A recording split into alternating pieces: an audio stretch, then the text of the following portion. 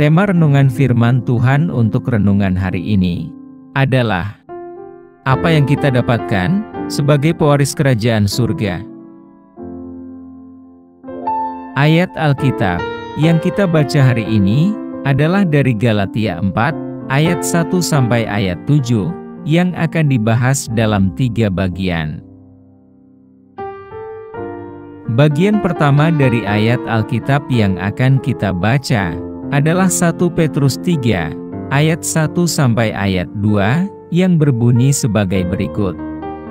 Yang dimaksud ialah, selama seorang ahli waris belum akil balik, sedikit pun ia tidak berbeda dengan seorang hamba. Sungguh pun ia adalah tuan dari segala sesuatu. Tetapi ia berada di bawah perwalian dan pengawasan sampai pada saat yang telah ditentukan oleh Bapaknya. Demikian pula kita, selama kita belum akil balik, kita takluk juga kepada roh-roh dunia. Apa isi firman Tuhan ini, dan apa pesannya untuk kita? Dalam surat ini Paulus menjelaskan status seorang anak sebagai ahli waris. Paulus menggunakan kata anak di sini untuk anak di bawah umur yang belum diakui secara hukum sebagai orang dewasa. Ketika anak menjadi dewasa, menurut budaya Yahudi dan Yunani, akan ada upacara kedewasaan di mana anak laki-laki berhenti menjadi anak dan mulai menjadi laki-laki dengan hak hukum sebagai ahli waris. Padahal dalam adat Romawi, tidak ada usia tertentu kapan anak laki-laki menjadi laki-laki. Biasanya ketika sang ayah menentukan kapan anaknya, dia siap menerima tanggung jawab. Ketika Paulus menggunakan frasa sampai waktu yang ditentukan oleh sang ayah, Paulus menunjukkan bahwa dia lebih memikirkan kebiasaan Romawi tentang kedewasaan daripada kebiasaan Yahudi. Selama dia masih kecil, statusnya tidak berbeda dengan seorang budak, meskipun dia adalah pewaris segala sesuatu dalam rumah tangga ayahnya.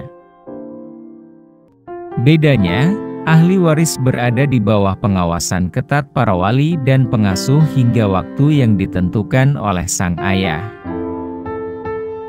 Ilustrasi ini digunakan oleh Paulus untuk menggambarkan kondisi rohani kita sebagai orang percaya. Kita adalah anak-anak Allah melalui iman kepada Kristus Yesus.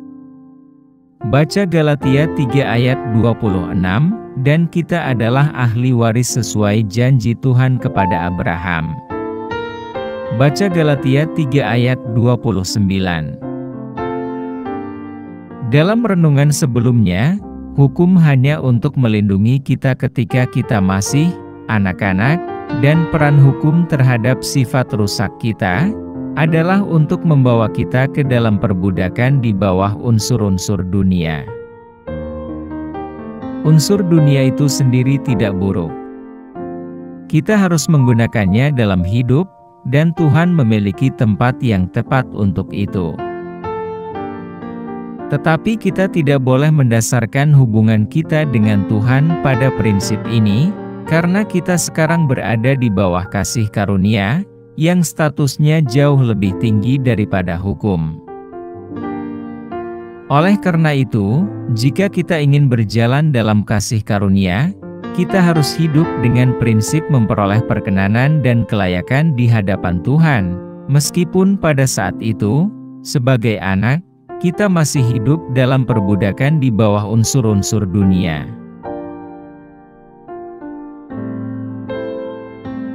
Bagian kedua dari ayat Alkitab yang akan kita baca adalah 1 Petrus 3 ayat 3 sampai ayat 4 yang berbunyi sebagai berikut. Tetapi setelah genap waktunya, maka Allah mengutus anaknya, yang lahir dari seorang perempuan dan takluk kepada hukum Taurat. Ia diutus untuk menebus mereka yang takluk kepada hukum Taurat, supaya kita diterima menjadi anak. Apa isi firman Tuhan ini, dan apa pesannya untuk kita? Paulus menggunakan ungkapan, setelah genap waktunya, juga untuk mengatakan, ketika waktunya tepat. Paulus ingin menjelaskan bahwa, Yesus datang pada waktu yang tepat menurut dan dalam rencana penebusan Allah, ketika dunia telah dipersiapkan dengan sempurna untuk pekerjaan Allah ini. Paulus juga menjelaskan bahwa, bagi mereka yang berada di bawah perbudakan hukum, kedatangan Yesus mungkin tampak terlambat. Tetapi Paulus meyakinkan kita bahwa ini adalah saat yang tepat. Pada saat itu dominasi Roma telah meluas ke sebagian besar bumi yang beradab, dan oleh karena itu perjalanan dan perdagangan dimungkinkan dengan cara yang sebelumnya tidak mungkin dilakukan. Selain itu, fakta bahwa dunia sedang tenggelam ke dalam jurang moral yang begitu rendah sehingga bahkan orang-orang kafir berteriak menentangnya, dan kelaparan rohani terlihat di mana-mana, dan seseorang memiliki waktu yang tepat untuk kedatangan Kristus dan awal untuk perluasan Injil Kristen di seluruh dunia. Waktunya juga tepat dengan nubuatan Daniel, yaitu 483 tahun yang akan segera digenapi. Baca Daniel 9 ayat 24 sampai ayat 26. Yesus datang tidak hanya sebagai anak Allah yang kekal di surga, tetapi juga sebagai anak yang lahir dari seorang wanita, lahir di bawah hukum. Istilah lahir dari seorang wanita merupakan referensi terselubung untuk kelahiran dari perawan, karena Paulus tidak pernah mengatakan bahwa Yesus lahir dari seorang laki-laki. Dalam kitab Kejadian 3 ayat 15, disebutkan lahir dari benih perempuan, untuk melawan keturunan ular atau iblis yang menggoda manusia pertama. Seperti yang kita ketahui, hanya laki-laki yang memiliki benih, dan hanya Bunda Maria yang melahirkan seorang putra tanpa benih laki-laki. Hanya karena Yesus adalah Tuhan maka Dia memiliki kuasa dan sumber daya untuk menebus kita yang tunduk pada hukum Taurat. Karena Yesus adalah manusia yang lahir di bawah hukum, Dia memiliki hak dan kemampuan untuk menebus kita melalui kematiannya dari dosa dan kebangkitannya. Dia datang untuk membeli kita dari pasar budak, dari perbudakan dosa dan unsur-unsur dunia, untuk diadopsi serta didewasakan sebagai anak-anak Tuhan. Tetapi tidak setiap manusia adalah anak Allah dalam pengertian hubungan adopsi yang erat yang Paulus tuliskan di sini. Dalam pengertian ini, ada yang menjadi anak-anak Tuhan, dan ada yang menjadi anak-anak iblis. Bandingkan Yohanes 8 ayat 44. Paulus menggunakan kebiasaan Romawi tentang adopsi, di mana anak-anak angkat diberi hak istimewa yang sama dalam keluarga dan status yang sama sebagai ahli waris.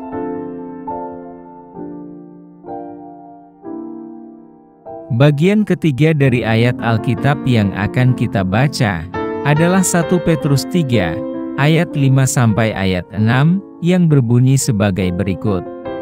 Dan karena kamu adalah anak, maka Allah telah menyuruh roh anaknya ke dalam hati kita, yang berseru, Ya Abba, ya Bapa.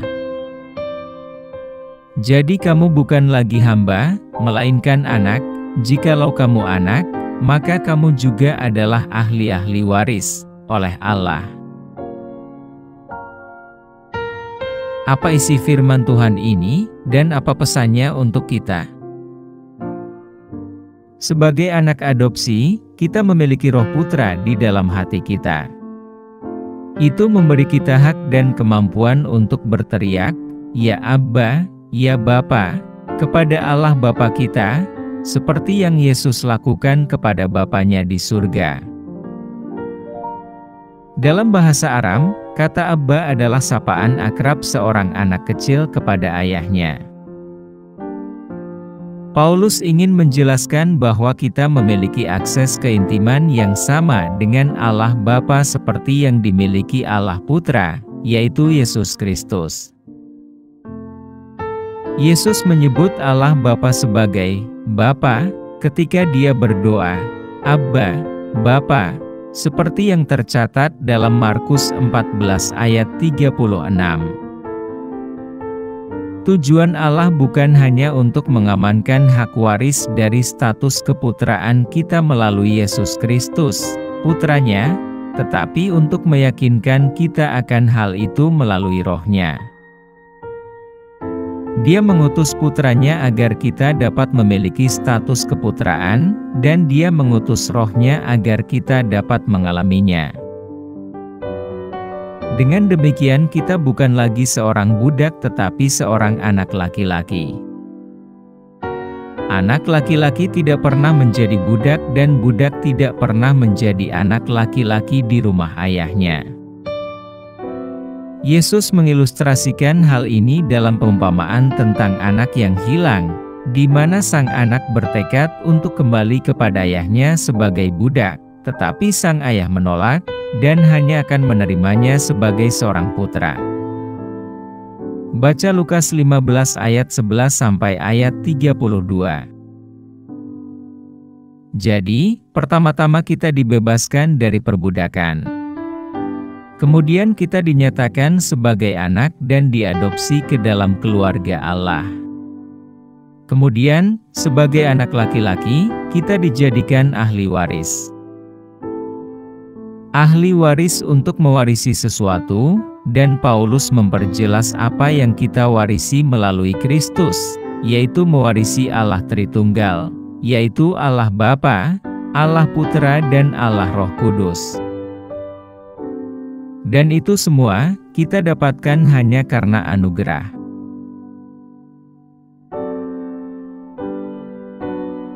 Apa yang harus kita terapkan dalam kehidupan kita?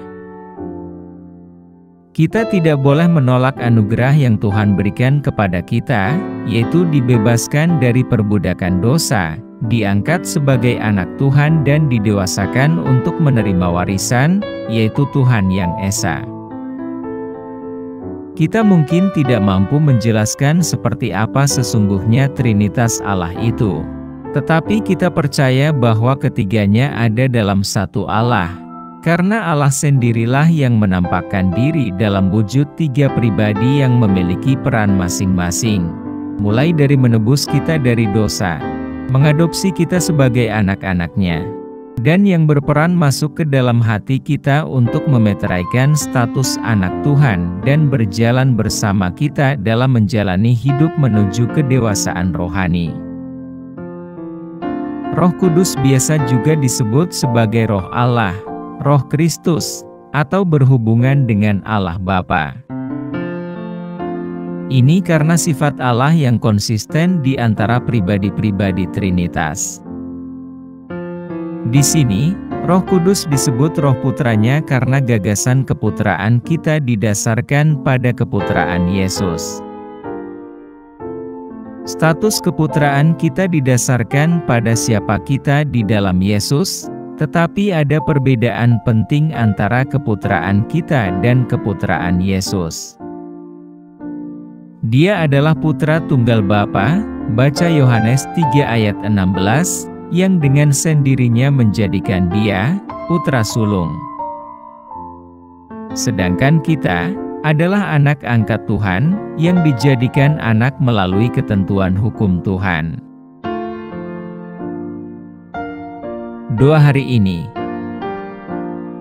Tuhan Yesus, Bapa Surgawi, betapa mudahnya bagi kami untuk mencoba membenarkan diri kami di hadapan Tuhan melalui perbuatan hukum, daripada menerima keselamatan kami sebagai hadiah cuma-cuma dari kasih karunia Tuhan yang luar biasa.